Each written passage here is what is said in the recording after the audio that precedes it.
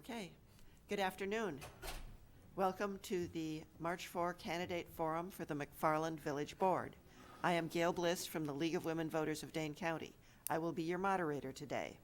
The election is April 4th. You will choose 3 candidates for Village Board.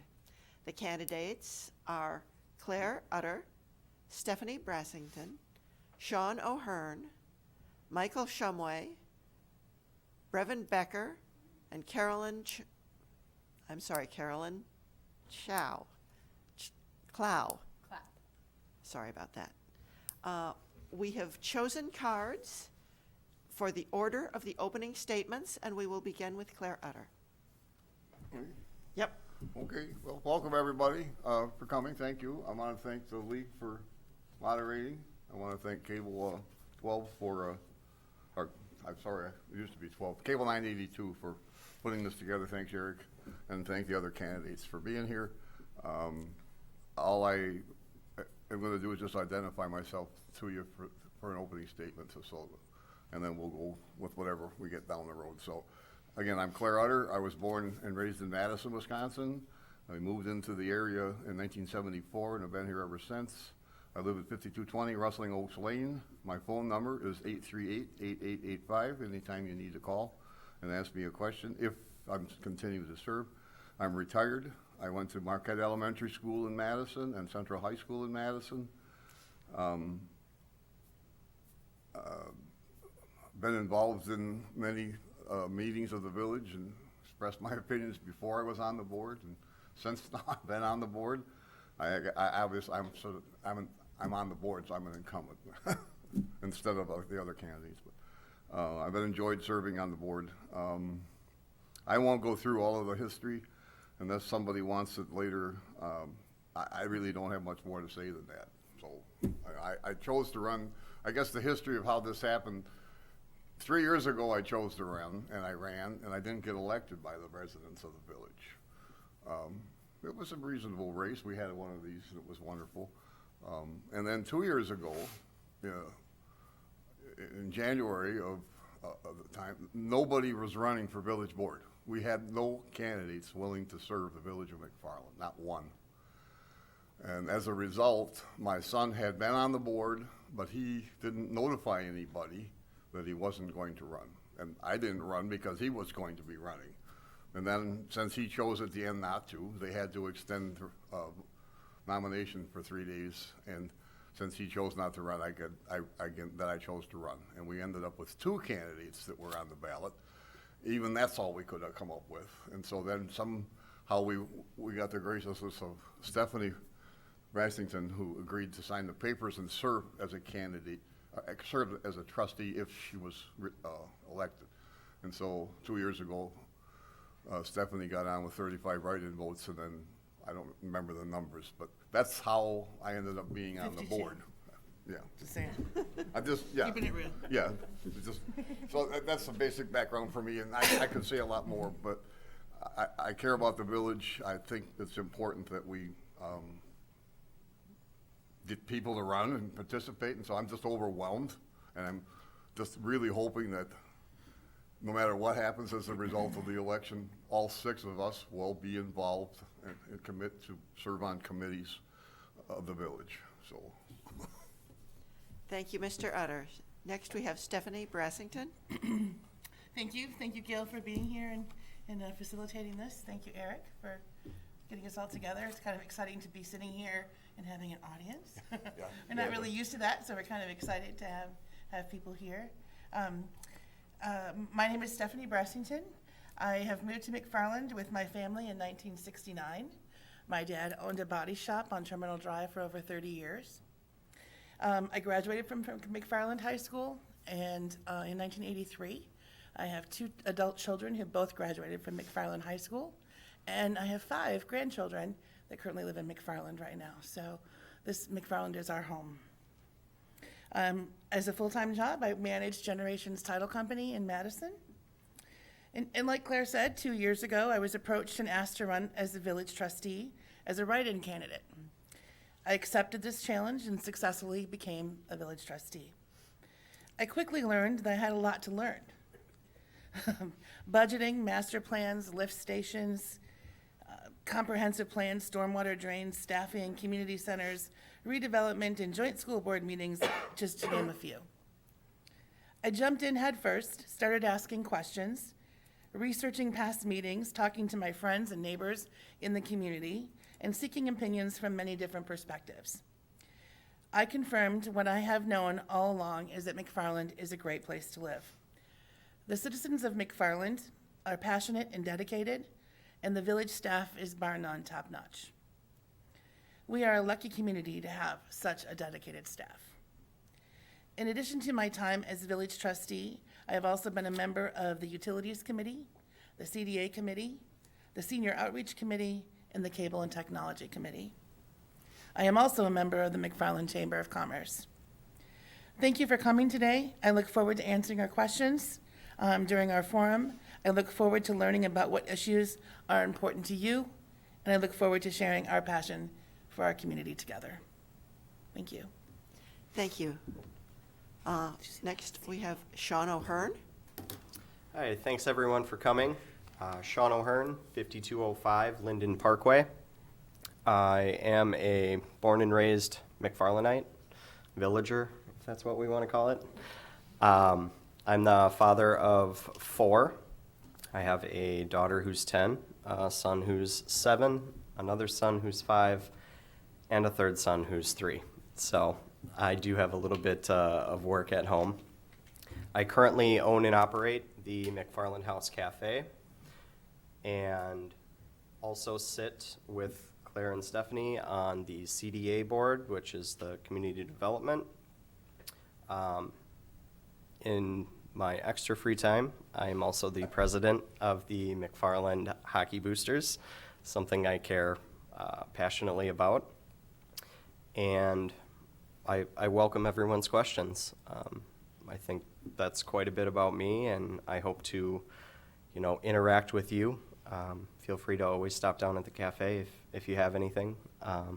You could call me too if you want, but that's probably the best way, is to just stop in face to face. Seems to be the way that people like to communicate and that I prefer to communicate. So again, thank you all for coming, and I appreciate the time today. Thank you. Yep. Michael O'Shaughnessy. I'm sorry, Michael Shumway. I'm doing great on these names after I said I'd practice them. Yeah. Thank Mike- you. Michael. Thank you to the women voters for putting this on with the cable channel. Thank you to the other candidates here today.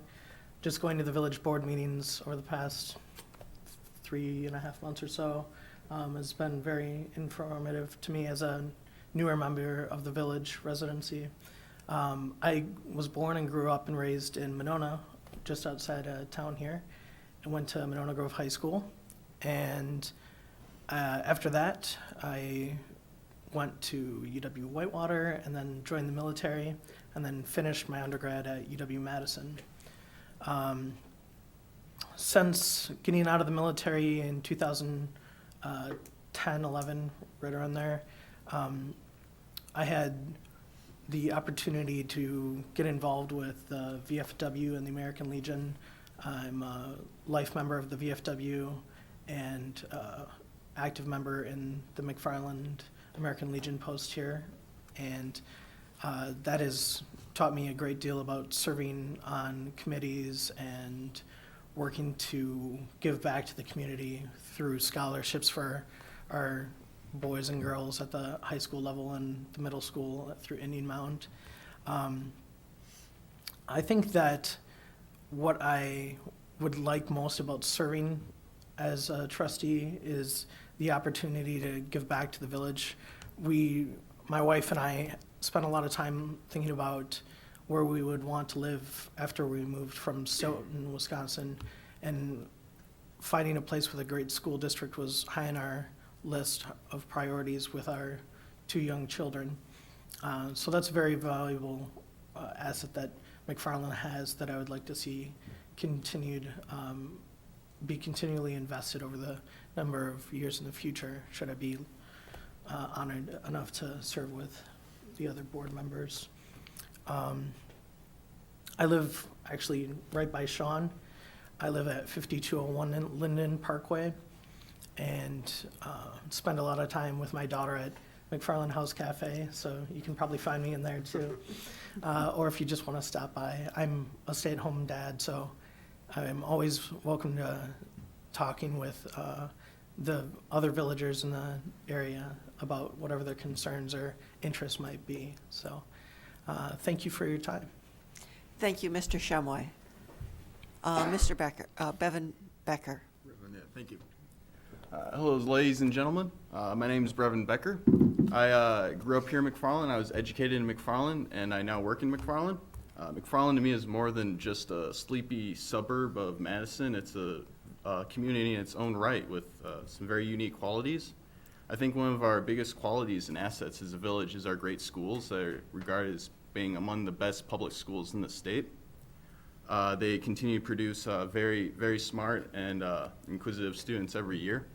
I know some people are kind of weary about the relationship between the village board and the school board. I like to make sure that that relationship is very strong, and I like to support the school board 100% in their endeavors and keeping our schools at the tier they are at, and also raising for more success.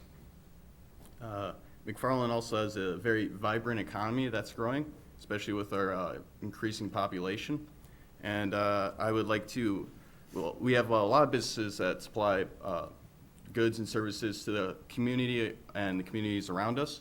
And I'd like to work with business leaders and citizens alike to create a business-friendly economy here that benefits everyone. I'm also for the plans of revitalizing downtown McFarland. I think that's a great initiative and sorely needed, while still trying to maintain the small town village vibe that we have here. That's very nice. Another key aspect of McFarland is really our public areas and parks. It's really beautiful here, especially being right outside of the city of Madison. It's nice to come here to this place where it's really beautiful. And this is exemplified by the lakes we're by, Lake Mud, Lake Wabisa, and the Yahara River. Although the health of our lakes is a cause for concern, not being able to eat the fish we catch in the waters, not being able to swim in them due to toxic algae and poor water conditions, I find that to not be acceptable. So I'd like to work with advocacy groups in our community and surrounding communities to help prevent the pollution that is going into these lakes, try to make them healthy for us again. One of the main pollutants is nutrients coming off from farmers' fields. I like to address that solution. I'd also like to give a nice shout out to the League of Women Voters for putting this on for us, and one to Eric Redding, because he's the leader of the communication technology here in the village, and they provide a lot of good paying intern jobs for McFarland high schools. I really support that kind of thing in this community. It's very nice. And I'd like to thank you, the people of McFarland. I'm very fortunate of growing up in this community, and I'd like to make it as good as possible. Thank you very much. Thank you. Carolyn Clow. Thank you.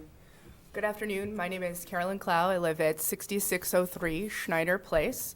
Thank you to Eric for setting this up. Thank you to Gail for moderating. And thank you to everyone who came today. If you read the reporting of the last time they had this in 2014, there were 12 people reported to be here. So we have a record turnout. And it's really exciting, the engagement that we're getting in the village.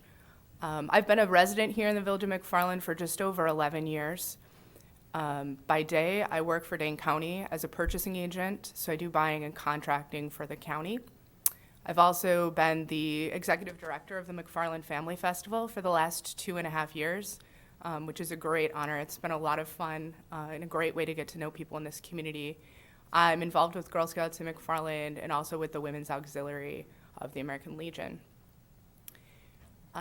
It's been really exciting living in the village and getting to know the people of the village. And what I have seen as I've worked here is there's a lot of people in this community that really care, and that there are places to get folks more engaged in the community. So I really look forward to having the opportunity to meet more folks during the campaign and hopefully having the opportunity to serve. Thank you. Thank you very much. I will remind the audience that we will accept written questions. Please write them down on a card, and questions should be issue-based. I will also ask that you not provide applause after particular answers. We'll applaud all of these candidates at the end. Each candidate will have 2 minutes to answer each question, and the first person to speak and the direction of the rotation through the group will be rotated. So, the first question, we'll start with Stephanie Brassington, is, in a tough budget year, what services would you prioritize? Are there services you could see the village cutting?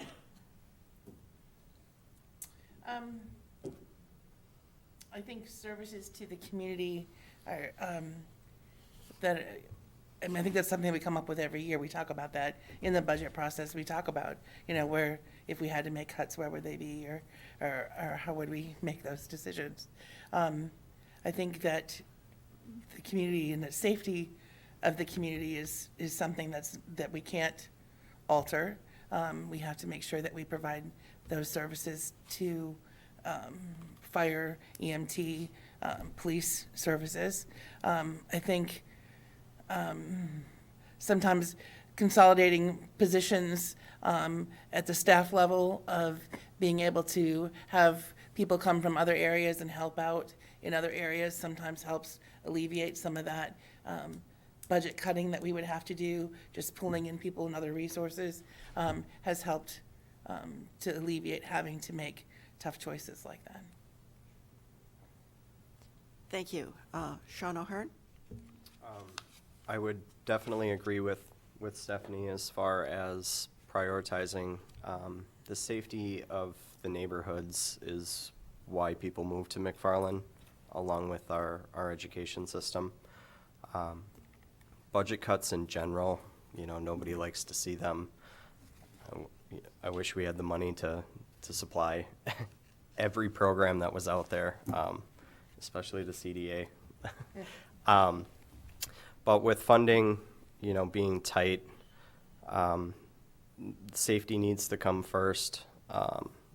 You know, our necessities, and if it's things through, I don't want to point out, like, you know, a specific group, but things that can be done through community fundraising to help alleviate some of the budgets that are spent here through the village trustees. There are a lot of groups that use the facilities in and around the village, and I think that if we find some creative ways to get the people that are using the facilities to also provide some of the funding to help them operate at a full capacity, you know, that would be an opportunity to explore here in the future. Again, not to piggyback off of Stephanie too much, but being creative in the way that we use our staff and things like that is also very important. You know, I have to do things like that every day at the cafe. My budget is pretty tight, so sometimes I just have to work a little bit harder and get creative with the dollars that are out there. So, thanks. Thank you. Michael Shumway? I hate to keep this train going, but it's Stephanie and Sean make great points about prioritizing the budget necessities, keeping safety of paramount concern to really make this place, the community feel that it has family friendliness atmosphere to it, and also having people, the community residents, the village residents that utilize public spaces, try and get them to take ownership of those places, fundraise for them, contribute their time.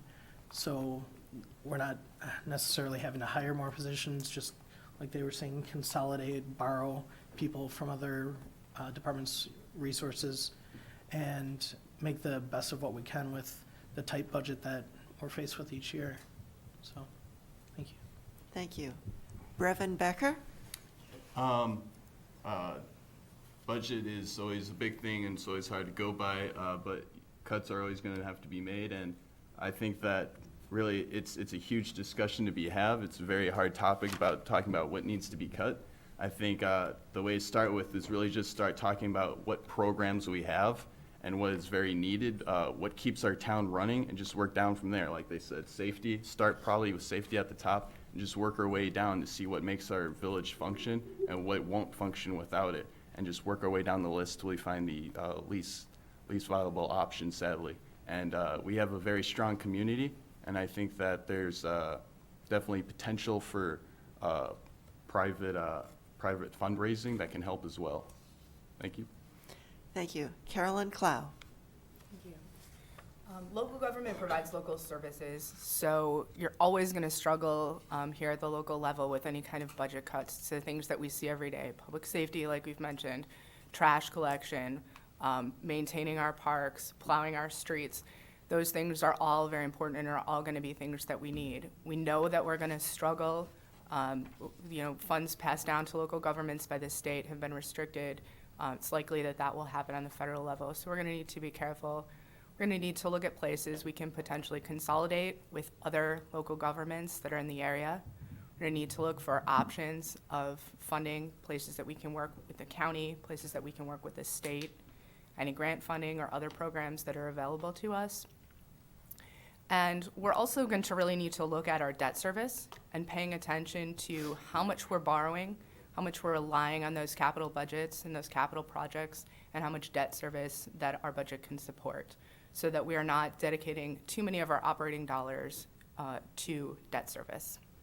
Thank you. Thank you. And Claire Utter. Everybody's pretty much said the same thing, I guess. As a trustee, current trustee, and what I've done in the two budgets that I've been involved in, is I've tried to prioritize some things I would support and I wouldn't support. As they said, public safety, so police and fire, and then you go on down the list for me of the priorities of things that are important. Probably the biggest difference that I will tell you about me than that anybody suggested so far is I will rely on you to help make those decisions. I don't think that I alone and the board members alone should make those decisions, and I think they should all trust and rely on you if we get to that point. And so we need to do our budgeting work as early as possible, so that if we need to come to the residents and ask them if they'd be willing to pay more on their tax bill.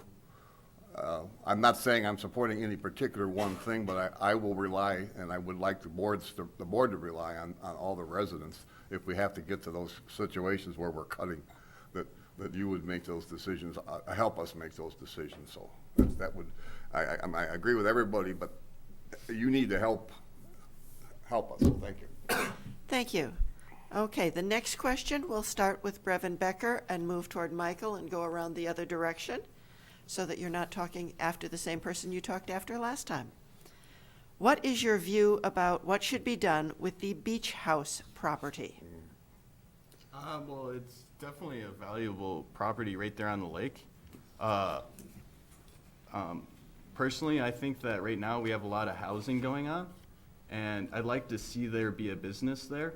I think that in McFarland, we have a bigger population than the city of Monona, and but the amount of space we have to work with is not that much. And I think that it'd be nice to install another business on that property specifically, and kind of cut down on using up so much property for housing specifically. So yeah. Michael Chamoy. I agree with Brevin. I think that it's important in my mind to bring more small businesses into town. And as nice as it would be to have a restaurant like the Beach House in place there, I think that more of a retail atmosphere would be good. There's already restaurants down in that area. If we could get the CDA to work with bringing other small businesses in around town and in place of the Beach House location as well, I think that would be a good use of our time. But I'm very much interested to hear what the villagers think of that matter as well. I don't want to jump to conclusions that everyone necessarily wants a retail space as opposed to condos or apartments in that spot.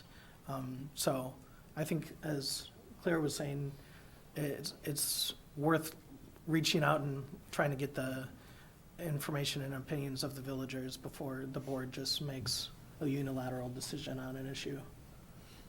So, thank you. Thank you. Sean O'Hearn.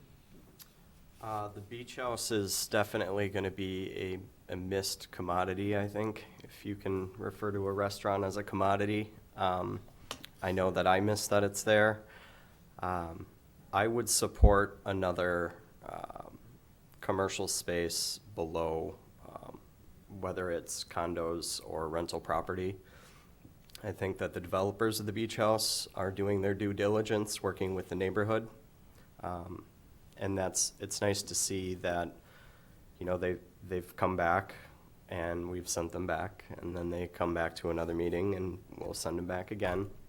Eventually, we're gonna get it right and make it so that both parties can be, you know, the residents of the area as well as the developers, you know, compromise and finding a common ground is probably the most important thing that local government can do. So I would love to see another restaurant space in there.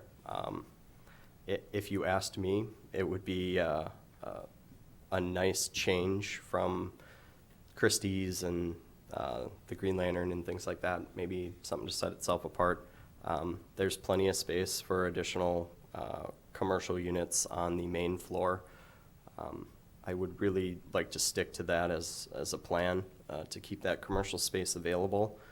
And then the number of units is just going to have to continue to be a discussion between the residents in the area, the neighborhood itself, because that's who it's affecting the most.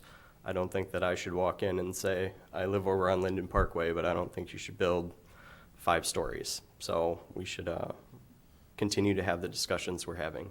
But I would be in favor of the retail space, restaurant, as well as rental and condos above. So, thank you. Thank you, Sean. Stephanie Brassington. It's a great question. It's a relevant question. And we've had, you know, many meetings related to the development or redevelopment of the beach house. And definitely, I think with the back and forth that they're doing, they're going to get it right. I hope they get it right. I think that leaving it empty and have nothing there is not a good answer, not a good solution. We got to do something.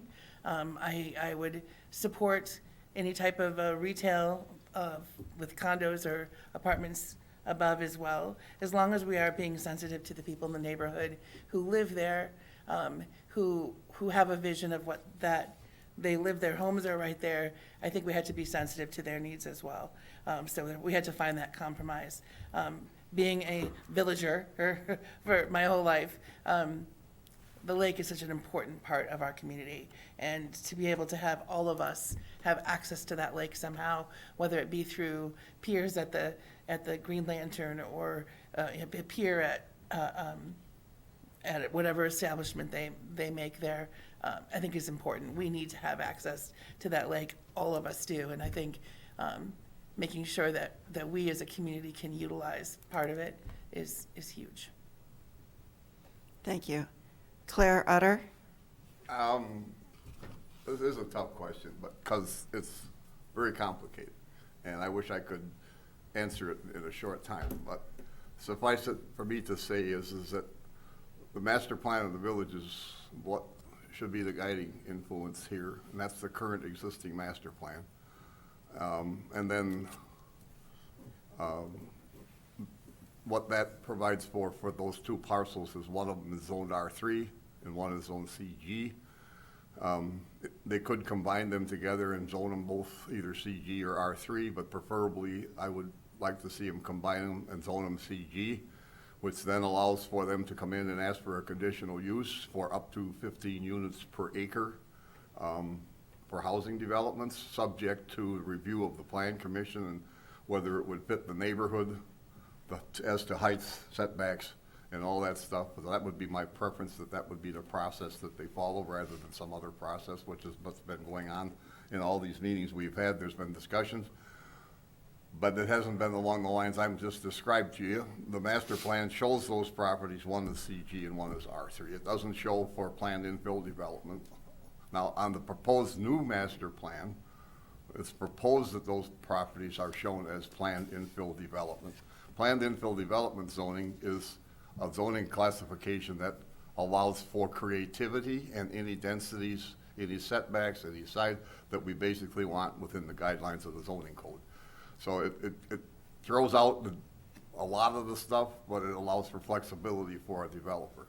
But I don't personally like that zoning classification because it doesn't allow the neighbors or anybody else to know what is going to be there until after the fact. And so I prefer only using that when it makes sense to use it based on the underlying zoning that was in place beforehand. And the perfect example, well, I'm done. Okay. Carolyn Clow. I love this question about the beach house property because I think it really speaks to where we're at in McFarland with a number of things. That piece of property is a piece of privately owned property. It's owned by a developer, and that developer has, certain things that they will and will not bring to the village about what they're interested in doing with the property. That piece of the puzzle, as a village trustee or as a village resident, I don't have a place to speak to that. It's owned by someone else, and we have to respect those property rights. But we also have input with zoning, with the members who are currently on the plan commission and currently on the village board about how that piece of property is developed and how that piece of property is used. And I'm really excited that we're still having this conversation in the village. When I was running the festival back in September, I was approached by an individual who was interested in circulating a petition to have the plan commission wait to make some decisions for further input. And that petition was circulated at the festival, and they were talking about that, and there were concerns, and the neighborhood was concerned with the speed at which things were going in the village. They were concerned at the plans that the developer was submitting, and we've taken time with that. The village has taken careful time with that, and the developer's taken careful time with that. And through that back and forth and through those discussions, we're coming to a better place. And so my view of what should be done with the beach house property is that it should be worked through in the way that we're working through the process right now. The developer, who's the owner of the property, should be working with the residents of the neighborhood and working with village government to see what the best use of that is. And if that means it needs to be rezoned, and it may, there's rezoning that goes on all the time at the plan commission, then it means it needs to be rezoned. But as a community conversation, that needs to happen, and I'm particularly happy about the way that this has played out thus far. I look forward to seeing how it plays out in the future. Thank you. The next question will start with Sean O'Hearn and move clockwise toward Michael. The question, what is your level of support and vision for a future community center in McFarland? The community center has been a topic of discussion as of late with the purchase of the Johnson Street property and the schools referendum, and now we're here.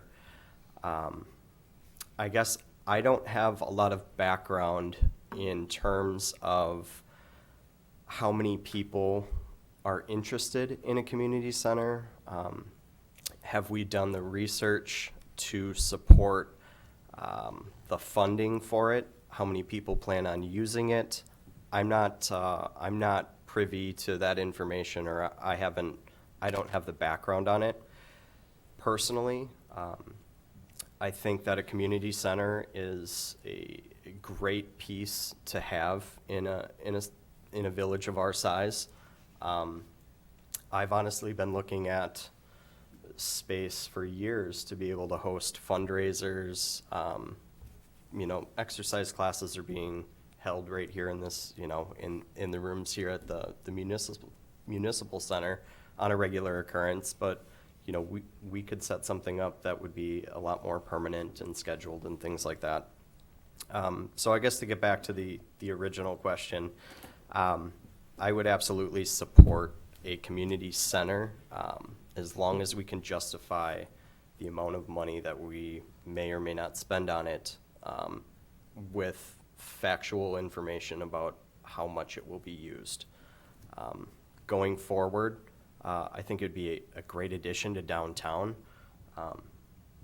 And I would love to see it happen, and it's just size and scope are really kind of the limiting factors here, so. Thank you. Michael Shumway. Yeah, excuse me. I think that having a community center would be something that would be another place that really could bring the villagers together for fundraisers, for activities at the high school, middle school level for them to make use of. As far as location and cost, I only know a bit about what has been discussed. I wasn't involved, obviously, in any of the meetings about that topic, and having only been here a year, I have gone on what I've read online on the Thistle and a little bit from word of mouth from some of the current trustees. But I personally would be in support of it. Where I grew up in Monona, had a community center since I was in middle school, and it was always and continues to this day to be heavily used and utilized, in addition to the library in Monona, which has been expanded. So if it's kind of that idea of if you build it, they will come. That's kind of what I envision possibly for the community center. If that resource existed in the community, people would hopefully make good use of it and make it worthwhile for the board and the village to invest taxpayer monies into that project. As long as everyone that we spoke with, the majority, I should say, was on board for that project as well. Thanks. Thank you. Brevin Becker. For a community center, I'd definitely be strongly for it. I know that with our budget might not really call for it, but I know there are actually certain grants you can go out to get. Odds of us getting them, I don't know, but it's worth a shot. But I think it'd be definitely something very important to our community, and without a doubt, it would need some private funding. And I myself would be willing to push forward and work for that private funding because growing up so recently in McFarland, I know that there's stuff offered by the library and schools, but it's not much, in my opinion, for what a lot of kids' interests were. Really, I see McFarland's activities for kids is really focused around elementary school kids. And for instance, we have the McFarland Youth Center, but that's exclusively middle school kids. It'd be nice to have something more for the kind of upper elementary school kids, high school kids go to. Because I know I spent a lot of my time in high school just walking around with friends on railroad tracks and stuff. It'd be nice to have a community center to go to. And I think it would help the kids of our town really get together better. Because right now, the way I did it and my friends did it was you basically go online, you play video games, and that's your life. That's your growing up. And playing video games is awesome, but it's nice to get out there and do stuff with your friends. And I think a community center would be a great place for that. And besides the kids, I think that'd be the main focus of the community center. That's who would be using it the most. But I was up in Bayfield, Wisconsin recently up by Lake Spirit. They have a great community center. They have a nice spa and stuff there. And that's just kind of dream talk, but those are possibilities with a successful private funding. I think it's definitely something to be looked at. Thank you. Carolyn Clow. The discussion about a community center it's a really interesting discussion. It's a really neat discussion and possibility for our community. I think it's one piece of the things that we need to be looking at in the current master plan. So we're just finishing up the end of our most recent master plan, and we're just getting into, I know they just appointed some folks to the master planning committee at the last village board meeting, some board members. It's a nice idea. We need to figure out where we're at with it.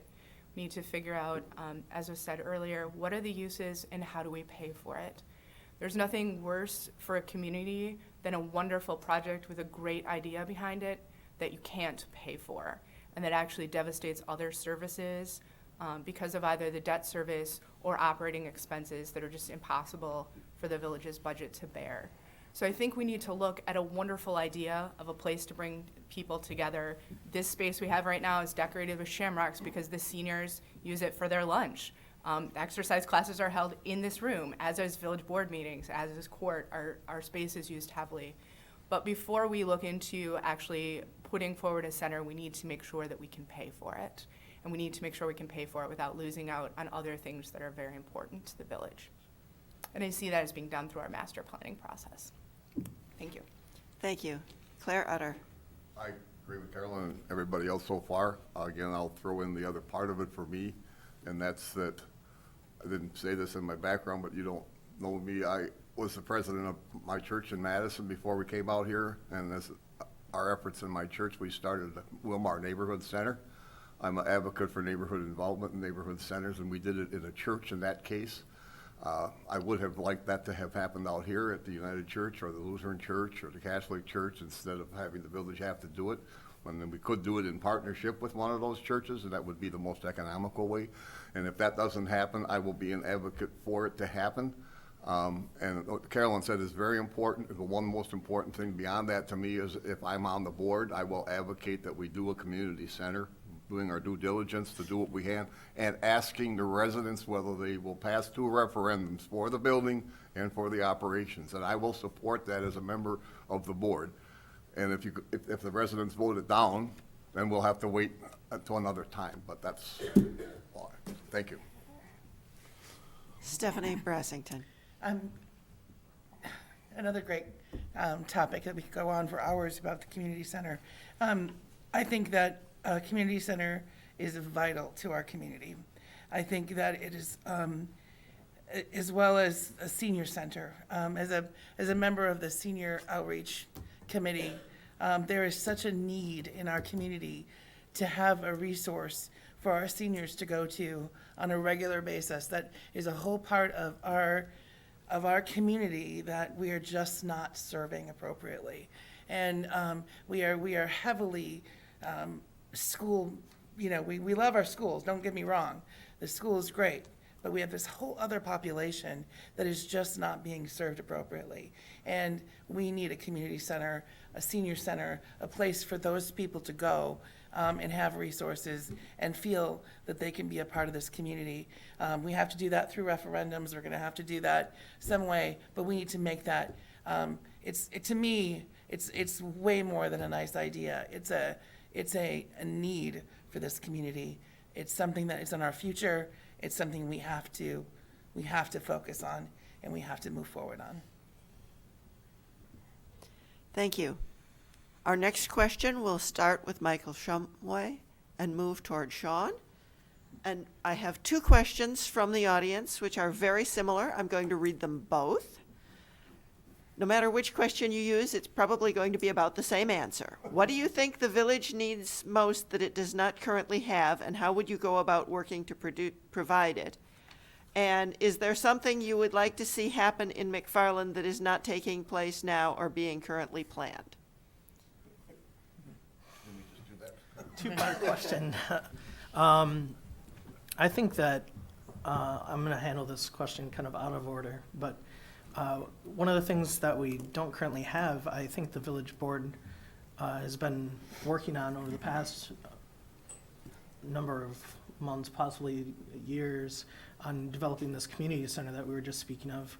I think that is a very major point of progress to improve the village quality of life for people of all ages. I think that if I were to say anything else is that even though I haven't lived here a great deal of time, I'm a very quick study and willing to learn from all the current trustees as well as the president about what the background is on some of these projects that have been noted in the facilities master plan that just got talked about again recently at the last village board meeting. I think that if there was one other thing that I would like to see improved, it would be maybe greater utilization of our public parks space, as well as construction of what I would envision as an athletic complex of sorts for the high schoolers and middle schoolers to participate in their clubs and athletic organizations. If if it continues the way it is, where it's split up all over town for kids to go to softball and baseball practice and tennis courts over here, that makes it difficult for junior underclassmen to get to their practices if they don't have a vehicle or driver's license. So that's another just side issue that came up with talking to village residents. So, thanks. I would say that we really need to get aggressive on bringing some new life into the business community. It has started, the ball is rolling, but we need to really get behind it, whether that's through helping the Chamber of Commerce with programming, through various, TIDs, or if we have a specific project. People that come in to talk to me at the cafe would really like to see, as crazy as it sounds, a boutique, I guess I could use the term grocery store, or some type of a co-op here in McFarland. It just so happens I would love to see that too, so we're all on the same page there. I don't know what the feasibility is of it. We're in a very early stage of doing some research.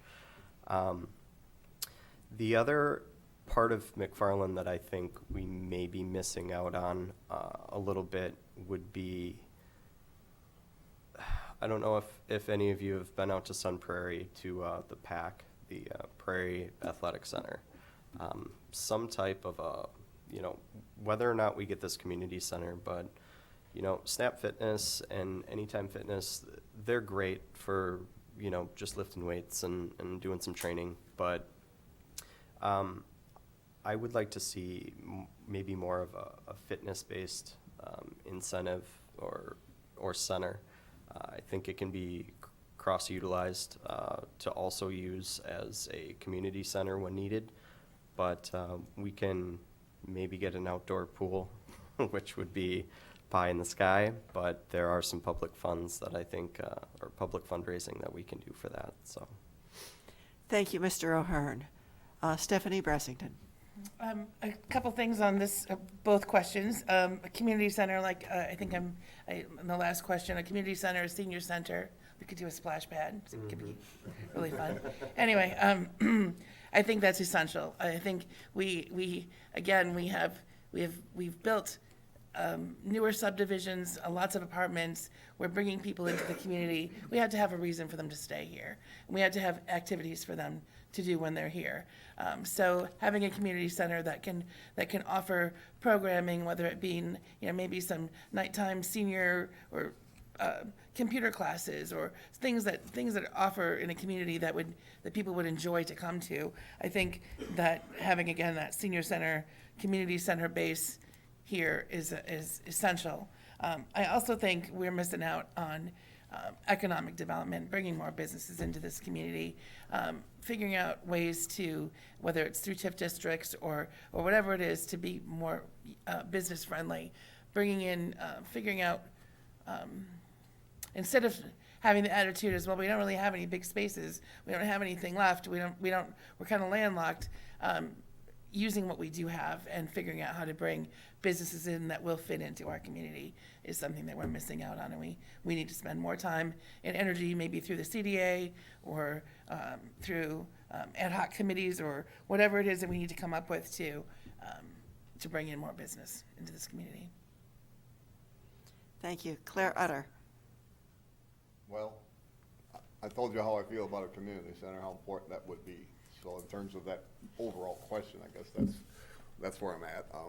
Stephanie and Sean have kind of talked about economic development as something we don't have or do have, or I don't know. And so I as a member of the CDA, that is some area that we need to work on.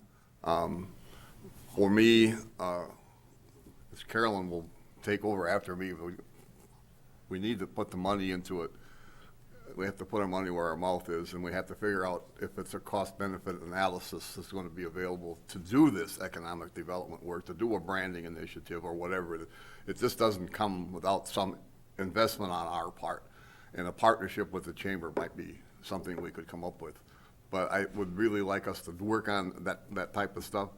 And it will, again, at some point under the leadership of our new administrator and our village president, maybe we'll be able to go back and answer the question is, how do we move forward and not let happen what's happened to this date?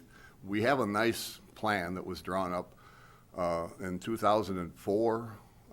We hired a consultant, the village did, and it calls for, they studied everything. They looked for what businesses would be viable and all that kind of stuff.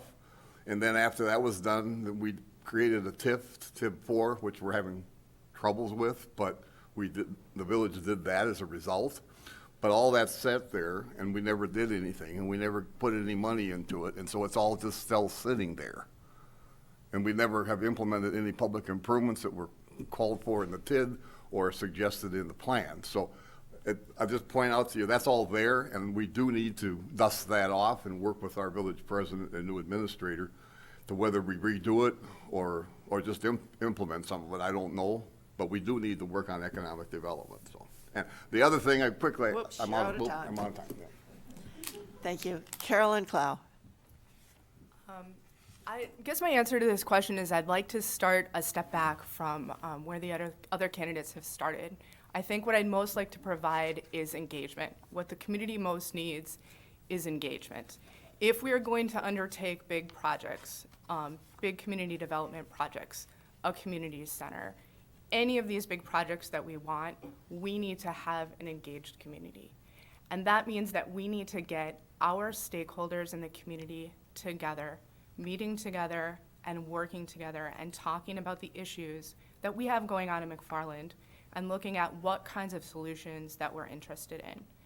You come to a village board meeting and there's a few people. You come to a committee meeting, maybe there are fewer people. People turn out for a single big issue that's particularly important to them. We need to find ways to have continued and sustained engagement by the members of this community. Because to move any of these large projects forward, to move our village forward, we need to have the help of everyone in our village.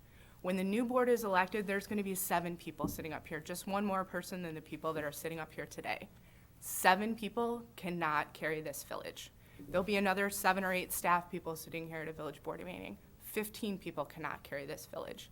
It will take everyone and the time and attention and efforts of all of our citizens to do this. And so what I would most like to work on and what I've been working on in my campaign is engaging people, listening to people, and finding more ways that we can bring more people into this process. One of the ways that I think we can do it, starting really small, is to figure out how to put together a community calendar. Where can we find all of the events that are happening in our community at the same time? From the Optimist Club euchre tournament to the village board meeting to the basketball game of the high school, where can we find that information in just one single place? And that's something that I would start with as a way to engage our community. Thank you. Thank you. Brevin Becker? I think there's 2 things I like to really work forward to see that aren't really happening yet. And one thing is kind of see more productivity from the village board, see them voting on stuff more often, more frequently, be able to tackle stuff a little bit quicker when it's thrown at them. And I know there's a lot of stuff being thrown at them, but I like to see productivity be raised a little bit. And then I think the big thing is business. I think we could really use some better business opportunities in our village. And I have a aunt who's owner of 2 businesses, and she said that she was looking at properties to invest in McFarland, but she's also a member of the Rotary Club, and she was told by members of the Rotary Club that McFarland is kind of hard to work with for businesses, and so she did not invest. And this is something that has been apparently building up over the past decade, and I'd really like to change this this reputation for McFarland to be hard to work with businesses. And I want to make sure that if a business comes to us, or if we come to business, if they can't do something, they understand why and the reasons, and try to work with them as best as possible. Thank you. Next question, we'll start with Carolyn Clow and then go to Claire and go around. What do you see as the role of the village board members in relation to day-to-day village government? We hired our staff here at the village to run the day-to-day operations of village government. So I see the role of village staff is to run the day-to-day operations of village government, and I see the village board as to oversee macro decision-making, to oversee the budget, which controls a lot of what the staff will do day-to-day. It is not my job to be the village administrator, as a village trustee, to come in and sit in the office and be there every day. It's not my job to direct staff. It's my job to support staff in the things that they need and to bring the insights and information from the people that I represent in the village to bear on how those day-to-day operations are played out. I think things get very mucky and local governments get entangled very quickly when elected officials try to intervene too heavily in the efforts, day-to-day efforts of staff, when they don't trust their staff and allow their staff to do the work that they need to do. There's plenty of work to do as a village trustee. I do not need to be trying to do the work of our competent staff. Thank you. Thank you. Claire Utter. I don't know how to follow that, because having served this 2 years as a trustee, I agree to a certain extent with that comment. But at some point, as a trustee, I feel I need to have tools to manage that budget that I have voted to approve and to review the performance of the staff of the village at some level. Otherwise, I don't know what I do here or would be doing as a trustee. So I don't want to micromanage the thing on a day-to-day basis, but at the same time, if one of you call me up and say, how come so-and-so did this over here, I figure that's an appropriate thing for me to inquire of the staff and then get an answer back. And I think that's a fair role for a trustee to play, instead of telling the person to go talk to the staff person and then coming back to me and saying they didn't like what the staff person said. What could you do about it? In the end, that's the kind of schism that I feel I have.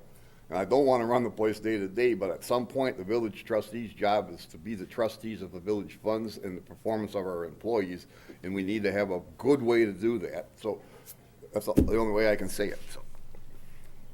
Thank you. Stephanie Brassington.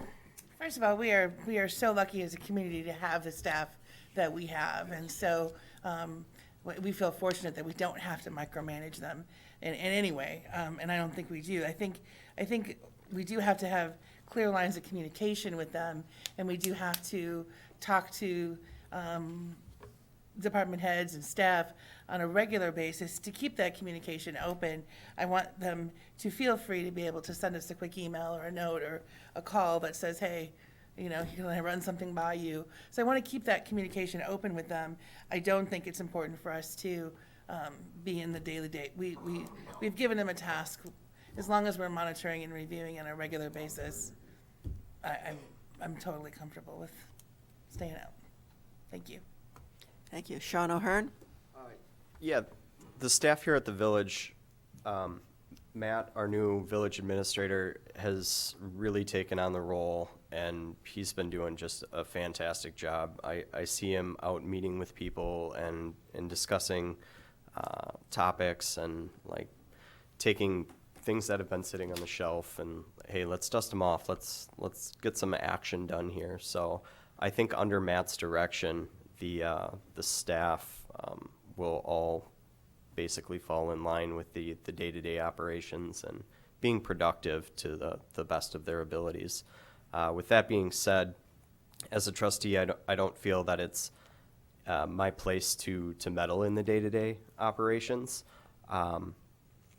I do think, though, it's important to keep an eye on what's actually getting accomplished at the end of the day, so that if further direction is needed, we can continue to move towards common goals. So with that, do a great job. I've had to deal with them on a regular occurrence, just being a local business owner here in town, and any of my questions have been answered. So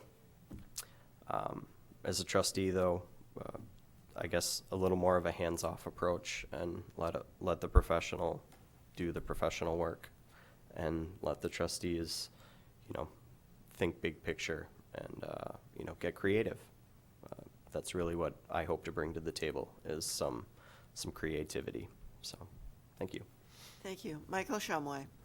Anytime I've interacted with village staff, it's been very pleasurable. They're masters of their domain with knowledge on their subjects that I would be completely clueless and naive about had I not gone in to speak with someone in the offices here. But because of that, I think that proves that they really are knowledgeable and well-intentioned about their operations day to day. And an attitude like that, as well as a track record, which they have, shows that they do not really need day-to-day micromanagement by the village board, but as others have said, more of just a pass and review sort of operation, checking occasionally for progress made and having all of their issues that they need to talk with a village trustee member or the board as a whole about addressed promptly. I think that they complement the village board very well. Serving here all mostly full-time and part-time staff, half-time staff, it gives us a good face for the trustees which aren't in the office every day. So that's what I have to say. Thank you. Brevin Becker. I'm young. I know that the people that are doing their job here know their job better than I do, and I believe that they will do a better job. I think it's all about having trust in them being able to do their job. When you hire somebody, you want to make sure they have all the qualifications, they meet the position, and I think we have that here at McFarland. And as long as we can keep that reputation going, we can put trust in the people working here and not have to micromanage them, because we want people who know how to do their job the best, and that's why they're doing that job, and that's why someone else isn't doing that job. So I think that it's all about going with finding the right people that you can trust to do it, and that micromanagement isn't going to really lead to any improvements. Thank you. The next question will start with Claire Utter and then go to Carolyn and back this way. So, what village committees have you served on, and what have you learned from that experience? Village committees I've served on, Public Works Committee, Parks Committee, Community Development Authority, are the three committees that I've served on. I also served as the chairman of the Ad Hoc Transportation Committee, trying to develop a transportation, or at least trying to think about the transportation needs of the village. That was a one-year thing that we did. All we came up with was a bike path plan for the village, because it was too big a project for us to try and come up with all the other problems. And I continue to learn every day. I've never stopped learning since I've been involved. I was learning before I was on the board about what these committees do, all these items are about. So I don't know. I'm not campaigning because I know a lot. I mean, I just won't quit learning, and I'll always continue to do the research to try and know what the decisions that need to be made. So. Thank you. Claire. I'm sorry, Carolyn. Just add Claire. Just hi, Claire. Thanks, Claire. I'll let you be Claire. I'll be Carolyn. I have not had the opportunity to serve on any committees for the Village of McFarland.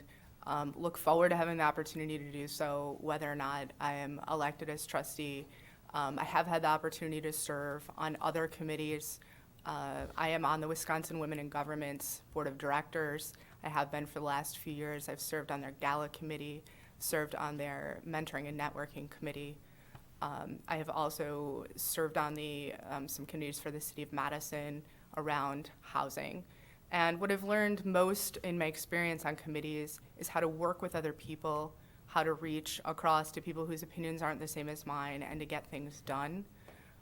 The really, really important work of this village is the work that happens in the committees, and having the opportunity to really sit with people, have time dedicated to discuss the issues is the most important piece of that. And my experience being on other committees will parlay directly into experience working on committees here. When things are referred from committee up to the full village board, it's really not the place for those larger discussions they need to happen at that lower level. Thank you. Thank you. Brevin? I have not had the honor of serving on a committee yet.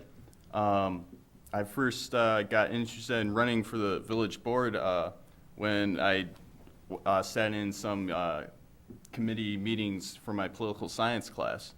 And that's what kind of started my interest for this. And I think the more I look into it, there's more things in McFarland that kind of, motivate me to want to run for this village board position. And I think that one big thing that I noticed when going to these committee meetings is that there's a huge age difference between me and the people on the committees. And I think that, no offense, but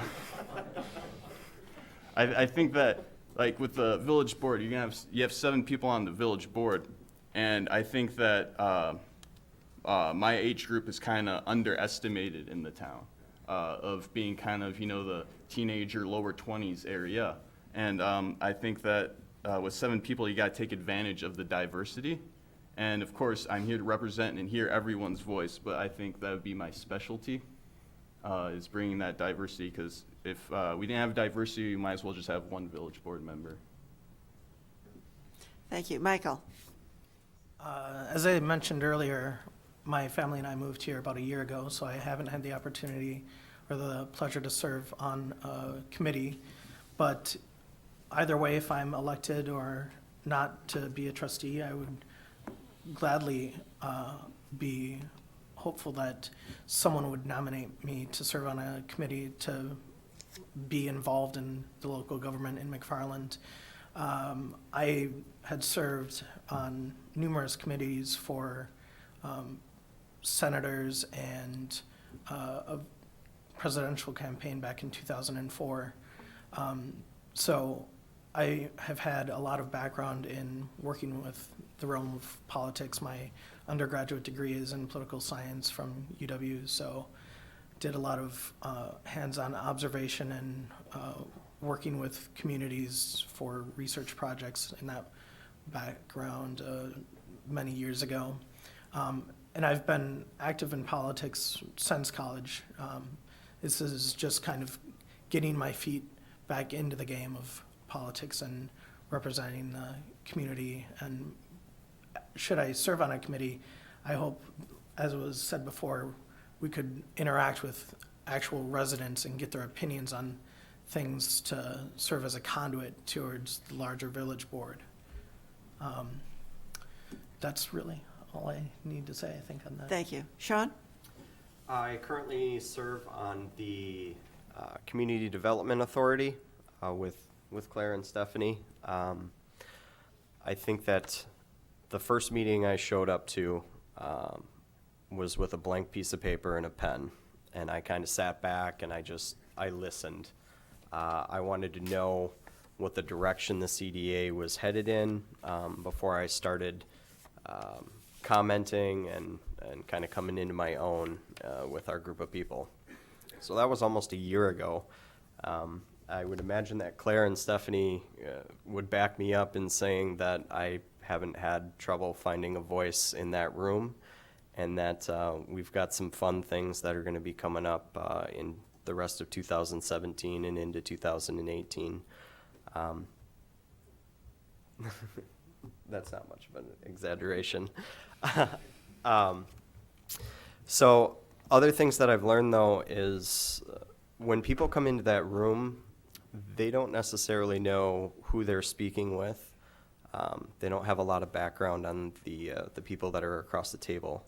And that's one area in which you're both kind of getting introduced to each other for the first time. It's almost like a blind date, and you got to kind of feel each other out. And that's really what I like most about the CDA. So people want to come, they want to do business in McFarland, they have a project, and we want to help them be successful if it fits the needs of the village. And yeah, whether elected as trustee or not, I will continue to serve on the CDA if available for many years to come. I enjoy each and every meeting I attend. So thank you. Thank you. Stephanie? I am a member of the CDA, the Senior Outreach Committee, the Cable and Technology Committee, and the Utilities Committee, all of which I've learned something completely different from each of them. Walking into the Utilities Committee for the first time, I didn't even know what that meant. And so I've learned quite a bit about stormwater drains and lift stations and things that are important to the infrastructure of a community, and working with Public Works and how it all works, how everything that needs to happen, especially in new developments or maintaining antiquated developments, and what we do to make that work.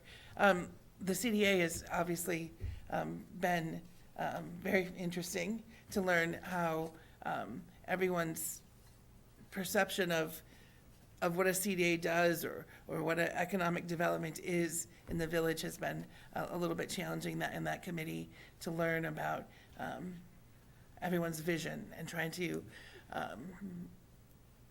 get everyone's vision together in the same goal has been a little challenging in the CDA. So I've learned that communication and persistence is important in the CDA committee. The Senior Outreach Committee has taught me that our community needs to address the seniors of our community. We need to figure out something to help the seniors in our community so that they're not just homebound and that we're not just forgetting about them and we're not having availability for them for social activities that are so important to their mental health and to their time here in our community. Cable and technology, I've learned a lot from cable and technology. Eric, thank you. I've learned a lot about how important it is going to be moving forward and how we work on branding. Oops, we're running out of time here. Branding our community and working to establish some sort of a community-based. Thank you. Okay, the next question, we'll start with Stephanie and go in completely the reverse order from where we were. So it'll be Stephanie, Sean, et cetera. What economic development project or area would you like to see the village focus on? Economic development, I would like to see the village focus on the building businesses and creating a reason when people just drive through McFarland on Highway 51, there's more to McFarland. Bringing people down Farwell Street, down into Main Street, and having a reason why they would need to come down here, and bringing small businesses or having destinations or places where people can come and go from our community, I think is what I would work on. Emptying or filling empty spaces that are there, redeveloping areas that have been long left empty, as empty isn't anything for us. So figuring out ways to redevelop and creatively fill some of those voids and spaces so that we're much more business open and business friendly. Thank you. Sean? One of the biggest areas of economic development that I see in this year and moving forward in McFarland is the bike path that will be coming right through town. I think that when people talk about a bike path, they think of it as merely bikers using a trail to get from point A to point B. My vision of a bike path is a commuter line to attract residents from other communities directly through McFarland. And the bike path currently will take you past McDaniels Park, the Green Lantern, you have Parkside Pub, you have 5100, you come, well, depending on how it's all laid out, you're gonna have some spurs that will take you through other parts of the community.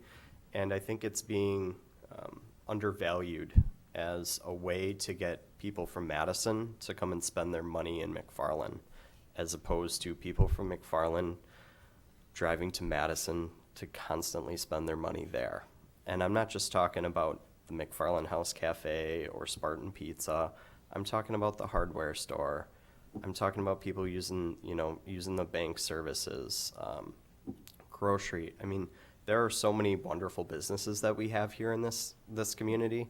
And if we do this bike path correctly, we can bring a lot more to that business community. So I think it should be a focal point as we move through our master planning. And that's really all I have to say. Thank you. Michael Shumway. I agree with both Stephanie and Sean.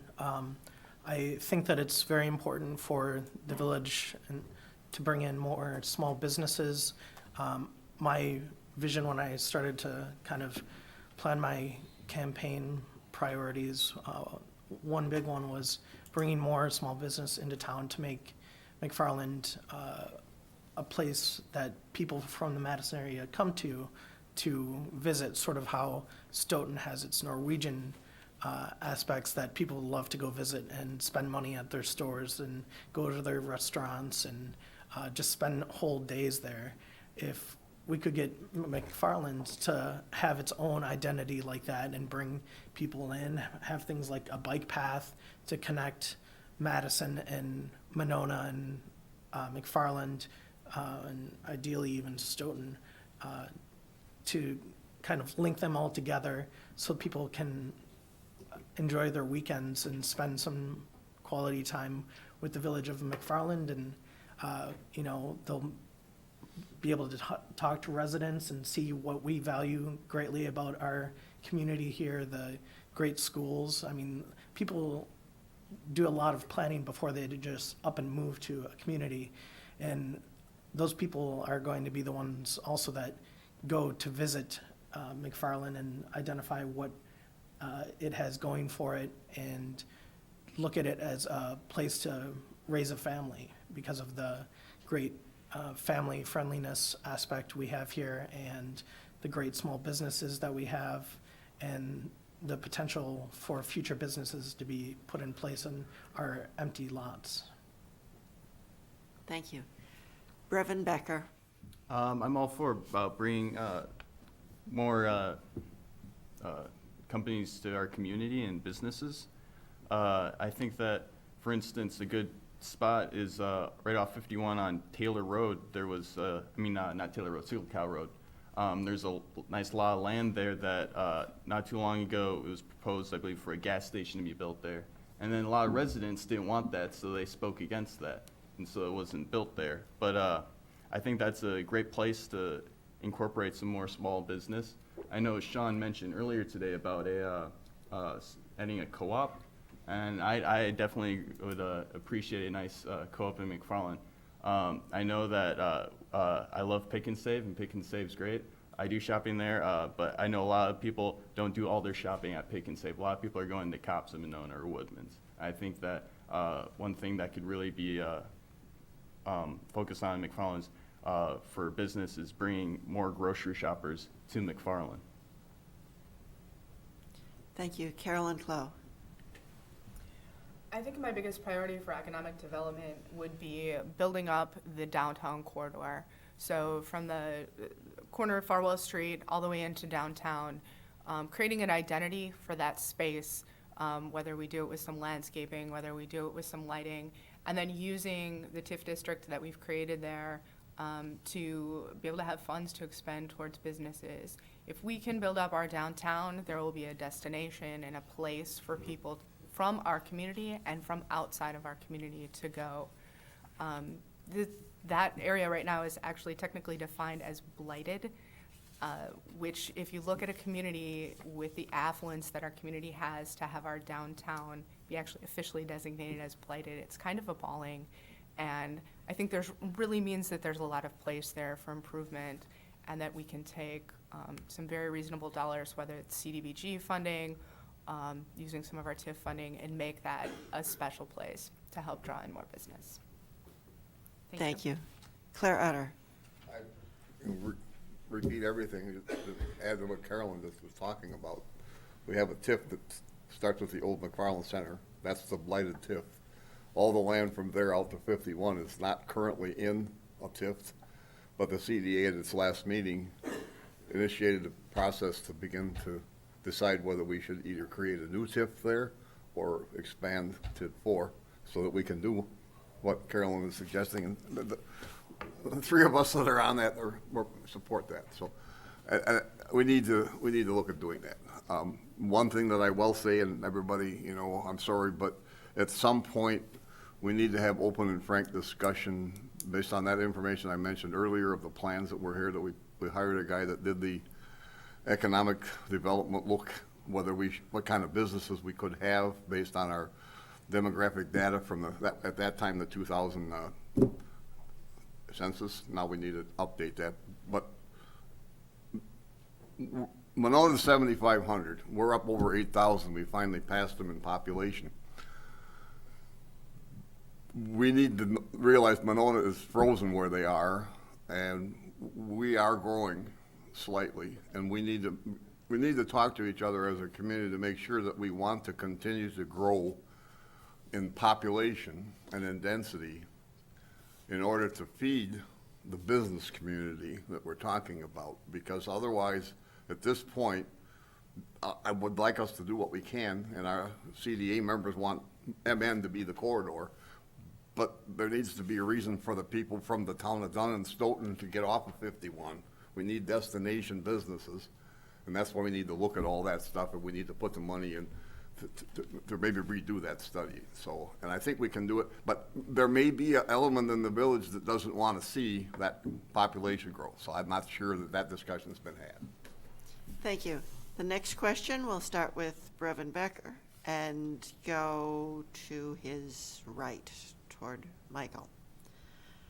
What are your thoughts on the McFarland School District referendum and the debate between the school board and the village board on the elementary school property?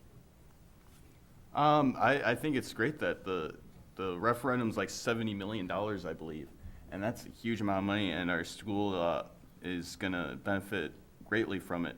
And I feel like the elementary school is definitely something that needs to be upgraded. I remember when I went there, and I remember hearing teachers talk about, oh, back in the day, this school was like this, and I think that getting renovations done to that school is something that it should be done, and I believe that the village board should be working together with the school board to get renovations done to that school. It's quite an old building, and I believe that that should be the focus between the two boards. Thank you. Michael Shumway. I think that the referendum was a great idea, and it had a lot to try and tackle as far as each school. I don't know if there would necessarily be deficiencies, but areas for room for improvement on those sites. And specifically about the elementary school, I think that it's quite outdated. I've taught there in the past. I'm a certified teacher, and I've done a lot of subbing in the area of McFarland and the surrounding communities, and I've had the opportunity to work in those schools, and it's crowded, it's not well lit, it's not a completely handicap accessible school in all ways that it could be.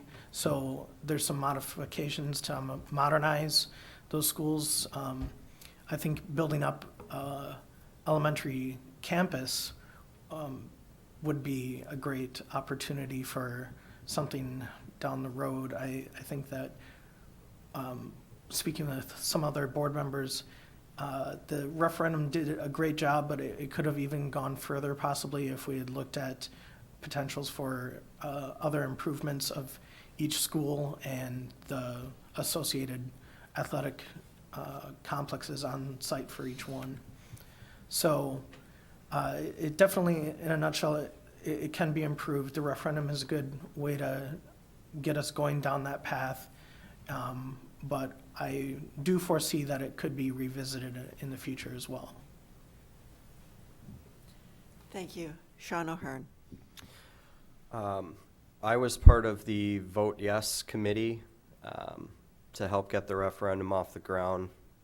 I'm speechless, to say the least, that we had almost 70% in favor. I thought we'd be closer to 55, maybe.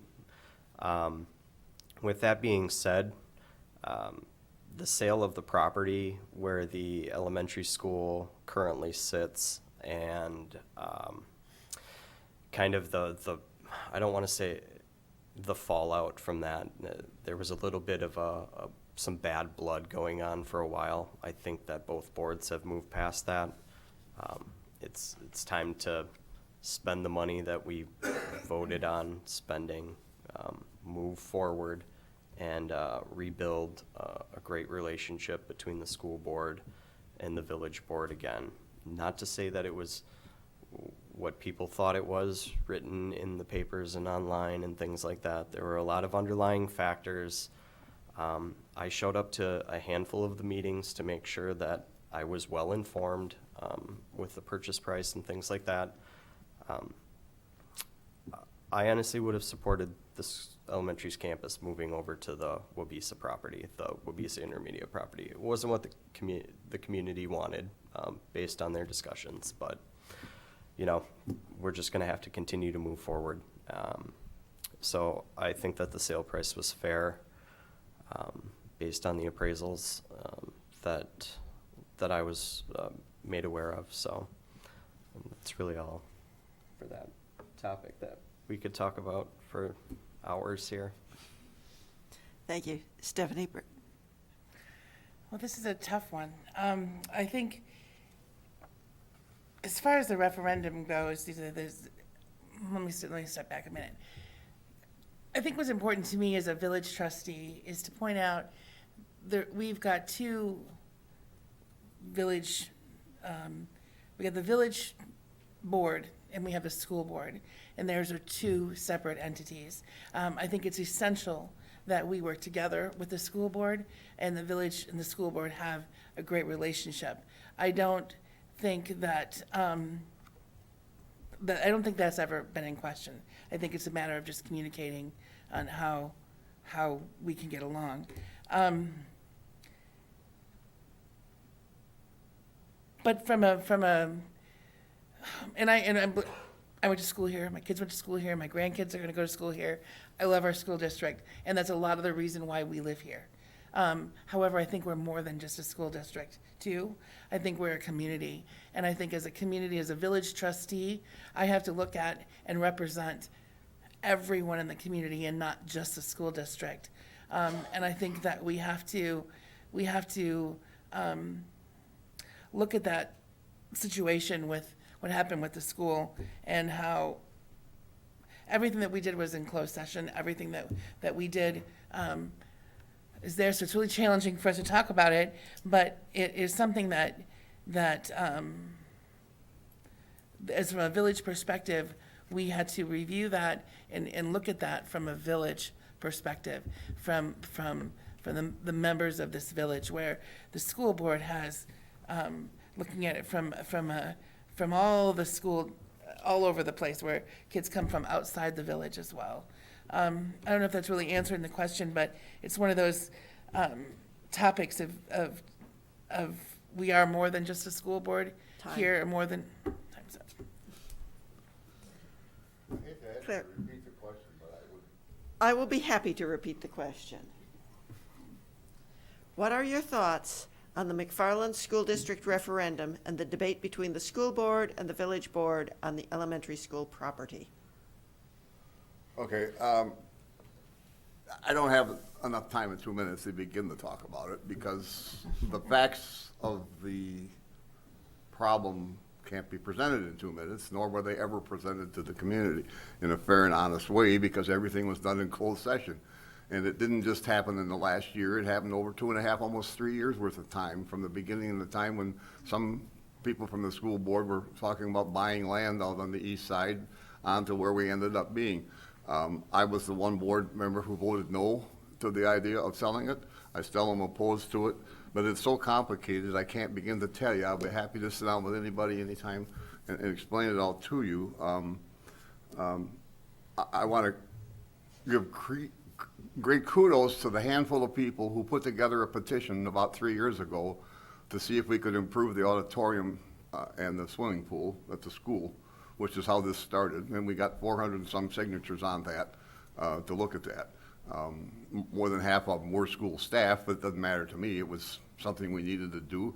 I didn't remind you in the background, I came here with my wife who graduated in the first class in '65, and then we came here because of the schools, and I support the schools and always have, and all the people who voted this referendum through voted because they support the schools, but they didn't have any information. I also know a whole bunch that voted against it because they wouldn't vote for a referendum when they weren't told what the money was going to be spent for.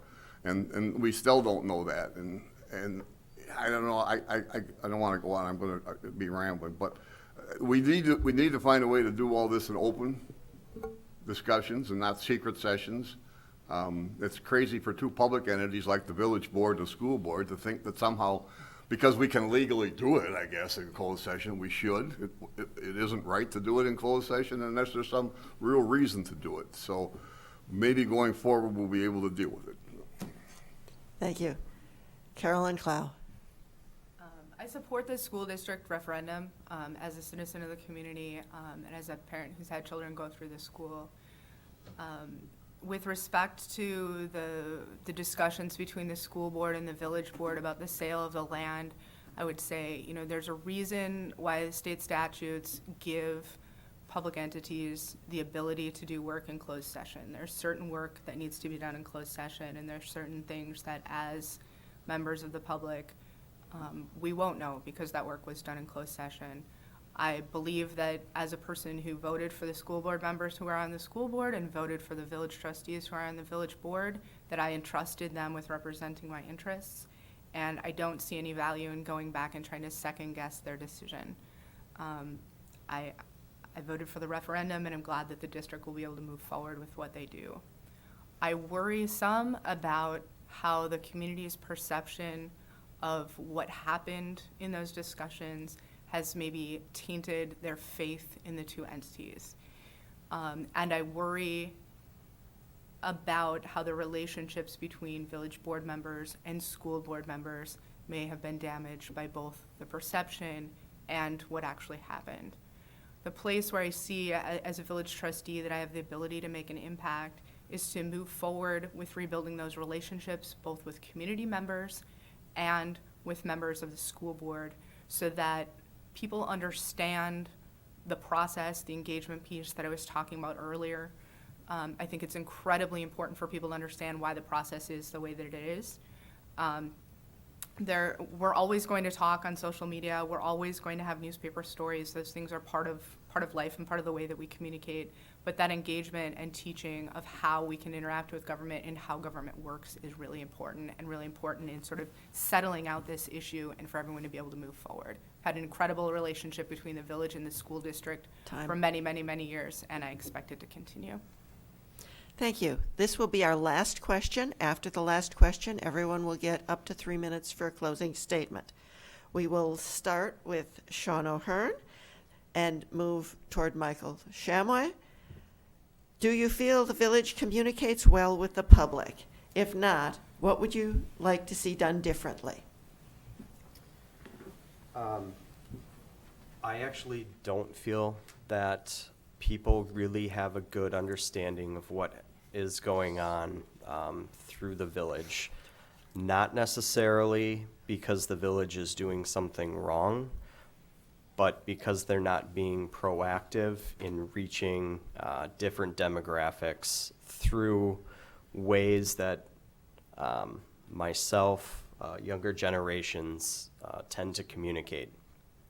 If anybody's been on the social media sites or the Facebook page for the village, you see some basketball updates every now and then.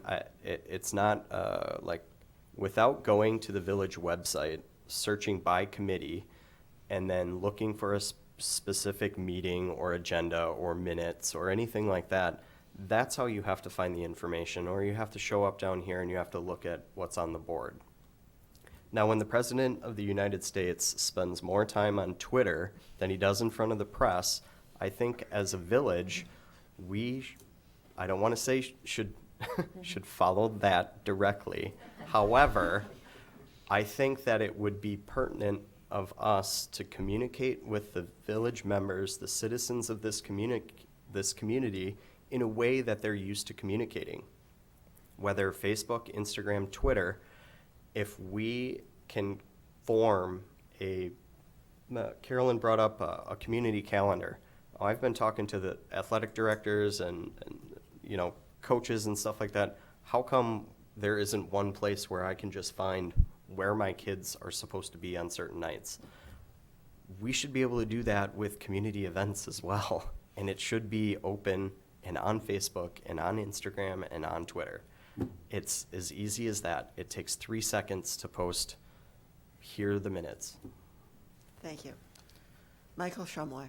I think Sean is very much correct in that we have to reach out to our other village residents in as many ways possible that target their normal modes of communication. So if it's the 18 to 30s-ish area, Facebook is a good tool that I think most people are on. Twitter, good for occasional updates about reminders of everyone. Just a heads up, we've got a village board meeting tonight or a school board meeting tonight. Here's the location. We hope to see you there. Just to draw more people in. I think that it's rather difficult, even for someone who's spent some time on the village website, to find out exactly what you're trying to search for. I've searched for different committee information on the website, and I've found out how different it can be organized depending on how I type in the search keywords correctly or incorrectly. And that's not the way it should be. I think you should be able to find everything on a community calendar. You've got these meetings on these days, second and fourth Mondays of the month or so for the village board. You've got school board meetings here on these days each month. You've got your Parks and Rec community committees on these days, CDA on these days, assuming that you can attend each meeting, that it's open to the public. Information about speaking at those if you have concerns about your neighborhood or how your different groups in the community are operating, questions for the fire department. How do you contact these people? Some people just want to see it in print, so a regular newsletter that's available for pickup in a little kiosk outside the doors might be the way to do it as well. So. Thank you. Brevin Becker. I think that right now, McFarland is definitely has the feel to it where McFarland politics is definitely it seems like their goal is to make sure the school system is doing their job, make sure there's programs for kids, and then make sure that there's, of course, good functioning village. You got your curbs, your sewage systems and stuff. You got your housing coming in, but I do think there's a huge demographic between like teenager to 30 years old that they're completely missing out on. And I know from my own friends, they don't have any desire to live in McFarland because of it. As soon as they graduate, they're gone. They don't want to really look back. And I think that's something that's kind of sad to say, and I like to see change. I love McFarland. I know a lot of them will love it if they were able to figure out more about politics. For instance, there was a meeting about the skate park, about moving it or possibly getting rid of it. And there was quite a few people who actually use the skate park that showed up because they were in a political class where they had to show up for it. The teacher told them to. But if it wasn't for that, how would they have found out? The village would have voted on something that they don't even use, yet the people who do use it never would have even found out about it. I think that definitely through social media and stuff like that, you need to outreach to better demographics. And the same thing with the senior group. I have a friend who lives with his grandmother, and they moved from senior living here in McFarland to Fitchburg. And I think that we need to prioritize these well, not prioritize, but definitely look at these demographics that are kind of being missed out on. Thank you. Carolyn Clow. I think there are two pieces to this. The question really deals with communication and the village's communication with the public.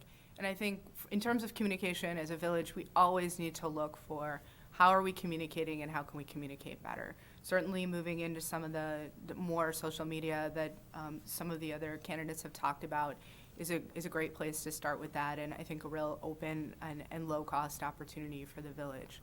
But I think the other piece that's really goes right along with this is education. I think is an issue of, okay, is the village communicating with people about what's going on? But I think there's also an education piece of, do people understand how a village government works? Do they understand where they can intervene in the process? Do they understand how the processes go along? As I've been attending village board meetings over the past couple of months, I've seen time and time again where the conflict is really people not understanding how the process works and how to engage in the process. And government is set the way that it is set. And we've seen it. It's been a national discussion of how people engage with their government at all levels. And so I think that there's a place both for the village to step up its communication, but also for us to figure out pieces of education to increase engagement. And a lot of that will be interacting with organizations that are already existing at different levels and doing outreach and education so that our residents know where their place is in the village so that their voices can be heard and their energy can be captured to really move the village forward and continue to make it the wonderful place that it is to live. Thank you. Claire Utter. Well, communications is key to me too, and, you know, I think we gotta have a lot of improvements made, but I don't know what more to say to you than, I advocated in the past that all of our meetings be broadcast, that all of our minutes and agendas and all the stuff is available as soon as possible. I don't know what else to say. I don't think we're doing a good job of that. I think if you would open up your device right now and go on our website, I think you'd have trouble finding things for the committees, minutes of past meetings and agendas for me. I mean, I think that needs to be worked on, and I think we can do that. It wasn't set as a priority by the board, but I think maybe when we have our meeting in May this year, whoever's on the board, they should include that as a priority to make those improvements to our website and our other information. So that's all I got to say, and we should improve the communications from the village. When you talk about, I just talked to a young person who left the village, graduated 2 years ago also, and there's no reason for them to stay here. They see no reason to stay in the village. And a young person's perspective might help us figure that out. Thank you. You know, I appreciate you making that comment, because I had the same comment from somebody that there's no jobs, there's not, I mean, housing is not affordable. I know people who raised their kids here, and their kids can't afford to live here, basically, unless they live at home, and they don't want to live at home. So, but I think we can work on this as a priority, whether I'm on the committee or not. I think that can be one of the goals that the board sets next May. So, Thank you. Stephanie Brassington. I think this is a topic that we talk about a lot in Communications and Technology Committee and the Senior Outreach Committee. So we have different forms that the village uses, and I think that we are really aware of the fact that we're not missing, that we are missing many demographics. We have hired a new girl, her name is Stephanie, and she works, I think it's just 10 hours a week, is it? Social media type stuff, working in integrating social media into the village. We also are contemplating how to use the Outlook that you probably all get in your mailboxes, using that as a more of a, how are we using that? Are we using that correctly? Should we establish email databases and send that stuff via email? Should it go by snail mail? How we're talking about these things all the time. So these are topics that we're very aware that we're missing some communication tools, and so we're looking to strategies and what can we do to get there. Our website, definitely, Eric's worked really hard on the website and trying to get all that information on what's the best website route, how to make it user-friendly for everybody. Senior Outreach has their newsletter that they send out. So what's the best way? So I think it's something that's talked about continuously, and it will continuously be talked about, and I think improved.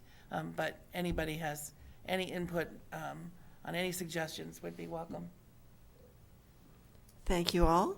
It is now time for closing statements. If there's something that you really wanted to talk about and you haven't seen a question about it yet, this is the time to include it. You have 3 minutes each for closing statements. Carolyn Clow. So again, my name is Carolyn Clow. Thank you very much, all of you, for coming today and for the opportunity to talk. What I'd like you to remember today is that my background, I have a master's degree in public affairs from the La Follette School at the UW. My background in budgeting, my background in contracting and procurement for the county really leaves me in a unique place to help guide the village through some of the decisions that they're going to have to make with pretty, crushing cuts that we're getting from the state and potentially from the federal government with the new administration. I want you to remember that engagement is going to be key. If we are going to move this village forward, if we want a community center, if we want more business, we need to see engagement.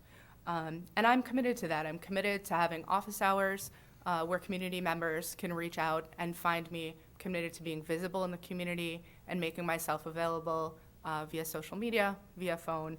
I'm also committed to building and maintaining relationships.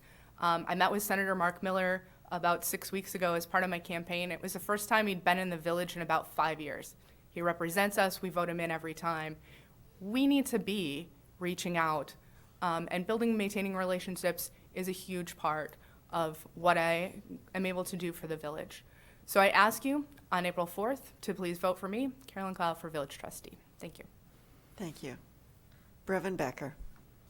I'd like to thank you all for coming. I definitely think that it's not just up to us and then the village board members and committees to make this community work. It's up to you people too. I'm really glad to see this turnout, and I hope that we can see a huge turnout for voting.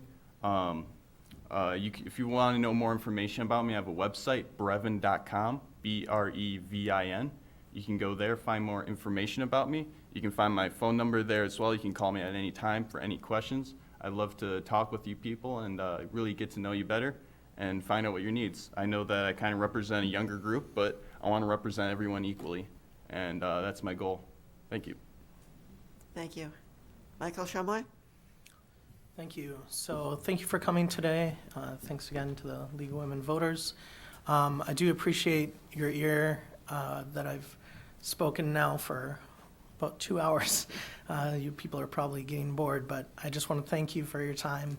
I hope if I were to be elected as service trustee on the board that this would just be the beginning of communications between villagers and myself to serve on the board and not only make my goals a reality on the board, but to make your goals a reality. And when you have concerns about an issue that's being presented to the board, that you can voice it to me, and I carry that back to the village board meetings, and hopefully you'll come as well so we can have great attendance and you can communicate to your neighbors about how important it is to be attending these meetings as they affect the residents and your taxpayer dollars. One more thing about me, I mentioned that I'm a certified teacher. I got my master's degree in teaching and education and learning from Edgewood College just a few years ago. Finished that up and did student teaching here at McFarland High School, and had the opportunity to substitute at McFarland High School and the primary school, as well as other places. So I care very much about education. It's part of the reason that I want to see a good relationship continue between the school board and the village board. Not only does it affect me personally with 2 younger kids, but I think, as we've talked about over and over, education is a great part of why people choose to make McFarland their homes. I want to continue to bring small businesses into town, work with the board and the CDA, and my, if I should be so lucky, colleagues on the village board with more experience than I, to make that happen. And also look at continuing the master facilities plan, in the long term, looking at making the community center and senior center a realized project goal, in the next, number of years, once everything's planned out for where it will be and how much money the project will ultimately cost, and making sure that the villagers are aware of each step of that along the way. And finally, just reiterate the importance of communications to village residents on social media, search engine optimization of our website, the village board website, and making sure that we can have everything that we want to see in McFarland a reality. Thank you. Sean O'Hearn. So April 4th, the first event on the new community public calendar. I'll work on that. I will do some major brainstorming about how we can make that accessible for multiple administrators across. I think it's a fantastic idea. I would just like to close with saying I own and operate a small business here in town. And when I speak, it's not just on behalf of myself. I speak on behalf of the hundreds of people that walk through my door on a daily or weekly basis. So I feel that I have a very good sense, or I kind of have, my hand on the pulse of the community. What they're interested in, what we may be lacking in doing, things that don't normally come up on a regular basis, but they do come up when you're sitting at a coffee shop. So it gives me a little more, in my opinion, insight into what people truly care about. This grocery store, I had no idea people really, I think it's fantastic, but it's been brought up to me so many times that I finally brought it to the CDA. I don't know if it'll ever come to fruition. Maybe it does, maybe it doesn't, but at least it's on our agenda. At least it's a talking point now. So with that being said, I plan on, continuing to bring the thoughts and ideas of the community in front of the people that will help get those, projects started or completed, or answers to things that I may not know. So I guess, with any political end, as long as you come out and vote, the engagement is the most important part. You can find me at my place of business 6 days a week from 6:30 in the morning until 5 to 5:30 at night, Monday through Saturday. So if you have a thought, a question, a comment, you don't need to call. You can if you want. You don't need to email.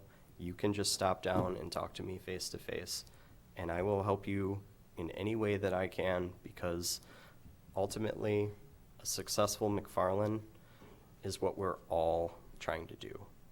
We just have different ways about maybe going about that. So the end goal, I think we all have, is the same. So it's just who do you think has the same vision that you do? And hopefully that's me on April 4th. Thank you. Stephanie Brassington. Thank you again for coming. Thank you for participating in this forum. Thank you for your role in this. I truly believe that I have the listening skills and communication skills to effectively represent you as a village trustee. I feel that I'm able to articulate my thoughts appropriately and represent you clearly. I have 2 years under my belt as a trustee and have been through the learning curve. I'm ready and eager to continue on as a village trustee. Although a few times in my life I have briefly moved away from McFarland, I have always felt myself coming home to McFarland, home to my community, and home to my comfort zone. My goal during the next term is to work with the appropriate committees to find and create a park for special needs children, a fenced-in park with specific equipment for special needs kids. I would like to work towards our goal to find a community and senior center that best meets the needs of our community. And I would like to continue my strive for development and redevelopment in McFarland. We need to bring businesses to McFarland. We need to support and help grow our current businesses in McFarland. We need to think outside the box and keep all lines of communication open and make sure that we present ourselves as business friendly. I'm passionate about McFarland, my family home. This is not a stepping stone for me or a whim. Running for village trustee is a dedication to my community. I know that it takes many dedicated hours every month. I am committed to that. It's my way of giving back to a community that has been and continues to be an important part of my family. I am not sure if we will ever make McFarland a destination community or not, but I do know that we have a beautiful community with lakes, bike paths, nature paths, parks, and so much more to come. I'm excited for our future. Please vote for me, Stephanie Brysonton, on April 4th. Thank you. Claire Utter. Well, I guess I get to be the last one. I can't hardly follow these other people. I'll finish up with where I was partly at the beginning. Last year on December 27th, I hadn't turned in a notice that I wasn't going to run, but I was seriously considering not running for re-election. And I checked in with the village clerk, and at that time, there were no candidates running again. In December 27th, 3 people had asked for the paperwork to run, but so I got the paperwork and I got it filled out, and I took it in on January 2nd, the last day, and lo and behold, there were 6 people, and I was just thrilled, because I am thrilled that 6 people are willing to commit to the village like this. And whether you vote for me or not, I hope the village president will appoint me to serve on committees that I like to serve on, even if I'm not elected, and I hope that all of you will make that same commitment to serve on 1 or 2 committees, regardless of the results of the election, because your input is valuable to the community. To go beyond that, one of the things that Sean mentioned, I want a little background on that. I mean, I got a lot of background I haven't said, but as a resident of the Williamson Street neighborhood, I helped form the Marquette Neighborhood Association back in the day, and that still exists, and we saved our neighborhood, and I was the chairman of the Transportation Committee, and we kept the traffic off of Jennifer and Spade Street and Rutledge Street, and it's a wonderful neighborhood because of all the work that that committee did, and that still meets to this day. As a part of that work, we started what's now known as the Willie Street Co-op. We started as a group of 6 of us that got together and felt we needed a co-op so that people could get an alternative to the stuff and then get a little lower price for the people in the neighborhood that needed a little help. And so we started it, and we were lucky to rent a place for a few bucks a month over on East Washington Avenue. We had to trek over there. And then gradually we grew, and we moved up to Willie Street to the old flooring business on the corner there of Few Street, I think it is. And then it's where it is now, across the street in the old Elks Club, or Eagles Club, and the other location. So I'm committed to working with Sean if we can find people who want to do that kind of a nonprofit co-op. If that's, again, that took people who were committed, all volunteer work, and it's, but I think it's a great concept for us too. And although we're a more affluent community than my neighborhood back in Williamson Street was, we still have members of our community that could use that kind of a co-op, I believe. So that's just more background. Time's running out. Real quickly, top 3 priorities: establish better and more efficient processes at our meetings, resolve the issues relating to our expanding boundary agreement with Madison and Blooming Grove, and review and update the existing master plans, TID 3 master plan, branding, and downtown plans. And whether you vote for me or not, I'm not running I'm not campaigning for you to do that. I will commit to serve if I'm elected. And if I'm not elected, I'll serve anyway. Thank you all. Oh, Thank- I didn't thank them. Thanks to the candidates and to WMCF for sponsoring the candidate forum. Thanks to the audience for their careful attention over the last 2 hours. The League of Women Voters publication called Candidates Answers will be an insert in ISMAS on March 16th and available at public libraries. The McFarland School Board candidates are included in that. However, Village Board candidates are not. We only do the cities. We are very happy to provide a moderator for forums like this, and thank you for your interest, all of your interest. This concludes the forum. Thank you. Thank you.